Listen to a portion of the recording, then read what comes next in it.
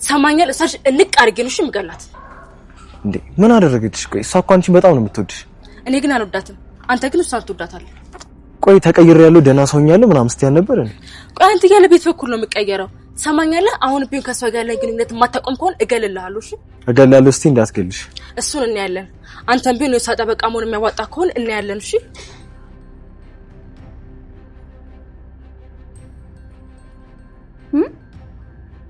ብቻዬን እንድኖር ከዚህ ቤት እንደወጣ ነው ጋሽ አዎ ሰላም አይሻል እኔ እዚህ ቤት እኮ ይሄን ያህል አመት የተቀመጥኩት ከሰራተኛ ውጪ መሆን አቅቶኝ አይደለም እንደው እውነት እዚህ ቤት ለምን እንደተቀመጥኩኝ አንተ አታውቅም አዎ አላውቅም ግዳውስ እስክታውቅ ድረስ ከዚህ ቤት አልወጣ ሌላ ቤት አልሄድም ለምን ሰላም ለምን ቆይ ከዚህ ቤት ወጥተሽ የራስሽን ህይወት ብትጀምሪ ምን ችግር አለው እንዴ ቆይ እዚህ ቤት ውስጥ ምንድነው ያለሽ ምንድነው የቀረሽ እዚህ ቤት ውስጥ እዚህ ቤትማ ለዘመናት የኖርኩለት ለአመታት የጠበቅኩት ምን ነው ረሳሃት እንዴ ልጄስ ሴት አለች ልጄስ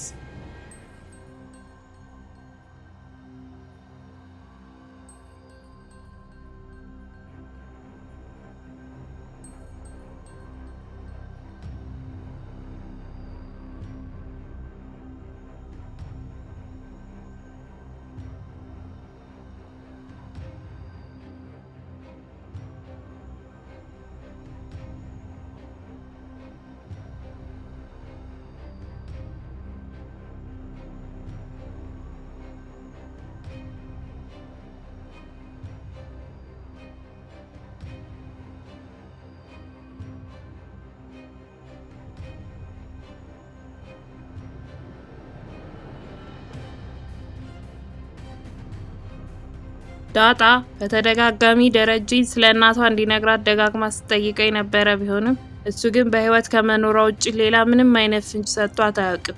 አሁን ግን የምታውቅበት ቀን የደረሰ ይመስላል። ሰላም የዳጣ ወላጅ እናት ናት። ዳጣ ብቻ ሳትሆን ሰላምም የወለደቻትን ህፃን ልጅ የት እንዳለች ወዴት እንደደረሰች የምታውቀው ነገር የለም። ነገር ግን ሁለቱም እውነታውን ባያውቁትም ውስጣቸው የሚሰማቸው የሚያቀራርባቸው አንድ ስሜት አላቸው። ያ ብቻ ሳይሆን በተገናኙ ሰዓት ሁሉ የእናትና ልጅ የሚመስል ጊዜ ነው የሚያሳልፉት። ደረጃ ሁሉንም ነገር በሚስጥር ነው የያዘው። ከራሱ ውጪ ለማንም ደፍሮ ተናግሮ አያውቅም። ምክንያቱም ትዳሩን ቤተሰቡን ብትንትኑን ሊያወጣ የሚችል ጉዳይ እንደሆነ ስለሚያውቅ። ደረጃ የደበቃት ነገር እንዳለ ሁሉ ሰላምም ከሱ የደበቀችው አንድ ነገር አለ። ደረጃ ከባለቤቱ ማርታ ጋር ስለ ሰላም ጉዳይ አውርተዋል። ደሬም ቤት ተከራይተውላት ከቤት እንድትወጣ እንዳሰበ ይነግራታል። ማርታም ቀጥላ ከዚህ በፊት እኮ ጠይቄያታለሁ ከዚህ ወጥተሽ ሌላ ቤት ተከራይተሽ ባልሽንም አስተዋውቀሽም በጋራ ኑሩ ብላትም እሷ ግን ፍቃደኛ አልነበረችም ትለዋለች። ደረጃም በቃ ግድ የለም አንቺ ዝም በይ እኔ እንደምንም ስለ ጉዳዩ አወራትና አሳምናታለሁ ብሏት ይስማማሉ። በነጋታው ጠዋትም ናታን መኝታ ክፍል ውስጥ ጋደም ብሎ ባለበት አቢጌል ምግብ ሰርታለት ወደ ክፍሉ ይዛለት ትመጣለች። ናታንም ባለፈው እኮ ምግብ ሰራለሁ ብለሽ ሳትነሺ ቀረሽ አይደል? ዛሬ ይዘሽልኝ መጣሽ ደግሞ ፍርፍር እንደምወድስ ማን ነገረሽ ሲላት አቢጌልም ናታንዬ እኔ እኮ አንተ የምትወደውንና የማትወደውን በደንብ አድርጌ ነው ማቀው አሁን ምግቡን ቅመሰውና ሞያዬን ይልኝ ትለውና ናታንም ምግቡን መብላት ይጀምራል። ኤቢም በደንብ ሲበላ ተመለከተውና እንዴት ነው ይጣፍጣል አይደል ብላ ጠይቋለች። ናታንም አዎ በጣም ይጣፍጣል ግን እርግጠኛ ነሽ አይደል አንቺ ነሽ ምግቡን የሰራሽው ሲላት ኤቢም ምን ነው አላመንከኝም እንዴ ወይ ካልሆነ ሰላምንም መጠየቅ ትችላለህ እና ደግሞ አታጉርሰኝም ብላ ስትጠይቀው ናታንም ሊያጉርሳት ጠቅልሎ አዘጋጅቶ ወደ አፏ ሲሰነዝር የመኝታ ቤቱ በር ሲከፈት ናታን ደንግጦ ለራሱ ይጎርሰዋል። ዳጣ ነበረች። ወደ ውስጥም ትገባና ስትቆም ኤቢም አየሽልኝ አይደል ሲያጎርሰኝ ቆይቶ አንቺ ስትመጪ ግን ለራሱ ጎረሰው ስትላት ዳጣም አንተ ምንድነው ለሷ ይዘረጋውን እጅህን ለራስ ትጎርሳለህ እንዴ ብላ ስትቆጣው ናታንም እኔ እኮ ላጉርሳት አልነበረም ብሎ ያስተባብላል። ዳጣም አረባክህ ባይኔ ያየሁ ትክዳለህ አጉርሳት ትለዋለች። ናታንም ተናዶ በስርዓቱ እንኳን ሳይጠቀልል ኤቢን ያጎርሳታል። ዳጣም ቀጥላ ኤቢ የኔ ምግብሽን ልቅመስልሽ እንዴ ብላ ጠይቃታለች። ኤቢም እሺ ነይ ብላ ከተቀመጠችበት አልጋ ተነስታ ቦታ ትለቅላታለች። ዳጣም ፈጠን ብላ በትላልቁ ጎረስ ታደርጋለች። ምግቡ የጣፈጣት ይመስላል። ኤቢም በግርምት ከተመለከተቻት በኋላ አረ ቀስ በይ ምግብ በልተሽ አታውቂም እንዴ? ደግሞ እንዴት ነው ይጣፍጣል አይደል ብላ ትጠይቃታለች። ዳጣም በጣም ቆንጆ ነው፣ እንደዚህ ባለሙያ መሆንሽን አላውቅም ነበር፣ በጣም ጸዴ ነው፣ ይመቻችሁ፣ በቃ ያበደ ምግብ ነው ብላቸው ጥላቸው ትወጣለች። በዛኑ ቀን ማርታና ደሬ መኪና ውስጥ ቁጭ ብለው ስለ ልጃቸው አቢጌል ማውራት ይጀምራሉ። ማርታም ብታይ ደሬ ኤቢ እኮ ተለውጣለች፣ ጥሩ ልጅ ሆናለች፣ ቤት ውስጥ ለራሱ ሰላምዬን ስራ ማገዝ ጀምራለች እኮ ስትለው ደሬም እስቲ ያድርግልን፣ እኔ ግን አይመስለኝም፣ ኤቢ እኮ በጣም ኃይለኛ ነች ይላታል። ማርታም ተዋ ደሬ፣ ኤቢ እኮ አንዳንዴ አትረዱኝ የምትለው እውነቷን ነው፣ ደሬ ልንረዳት ይገባል ስትለው ደሬም የሷ ችግር እኮ የምትፈልገውን ነገር ምንም ነገር ተጠቅማ ማግኘት እንደምትችል ማሰቧ ነው።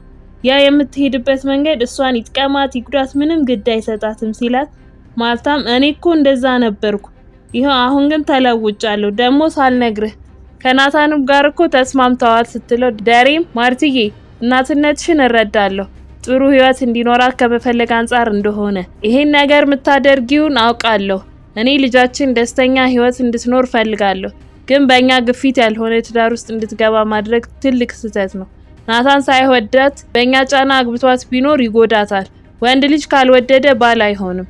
አሁን ላይ አንቺ የናታንን ጥሩነት ነው የምታዩ፣ ግን በኋላ ለማይወዳት ሚስቱ ምን አይነት ባል ሊሆን እንደሚችል ማናችንም አናውቅም። አትጫኛቸው፣ ዝም ብለሽ ተከታታያቸው ይላታል። ማርታም ልጄ እኮ ናት፣ እጨነቅላታለሁ፣ ጥሩ ህይወት እንዲኖራት ፈልጋለሁ። በጣም ነው የምታሳዝነኝ። እኔ ቀንም ማታም ስለሷ ነው የማስበው። አግብታ ጥሩ ህይወት መኖር አለባት። ልጄ ምንም ነገር እንዲነካት አልፈልግም። ስለሷ ባሰብኩ ቁጥር እጨናነቃለሁ። ኃይለኝነቷ፣ ግትርነቷ ያስጨንቀኛል። አይቻልም እንጂ እድሜ ዘላለሟን ከኔ ጋር ብትኖር ደስ ይለኛል ትለዋለች። ደሬም ማርትዬ እንደዚህማ አብዝተሽ አትጨነቂ፣ ገና እኮ ትምህርቷን አልጨረሰችም፣ ከናታንም ጋር እኮ ብትሆን ደስ ይለኛል፣ ግን በእኛ ጫና መሆን የለበትም ይላታል። በዛኑ ቀን ውሃና ምጥን ሰፈር ውስጥ ተቀምጠው አንድ ሲጋራ የሚያጨሰው ይመለከቱና ውሃ አንድ ሀሳብ ወደ ጭንቅላቷ ይመጣላትና ምጥንን ታማክራታለች። ሀሳቡ ግን በጣም ትክክል ያልሆነና በእነሱ እድሜ ላይም ሆነ ትልቅ ሰው ሊያደርገው ማይመከር ነገር ነበር። ሀሳቧ ሲጋራ ገዝተው አንድ ጊዜ ብቻ እንዲሞክሩት ነበር። ተስማምተውም ሰፈራቸው ውስጥ ወዳለው አንድ ሱቅ ይሄዳሉ።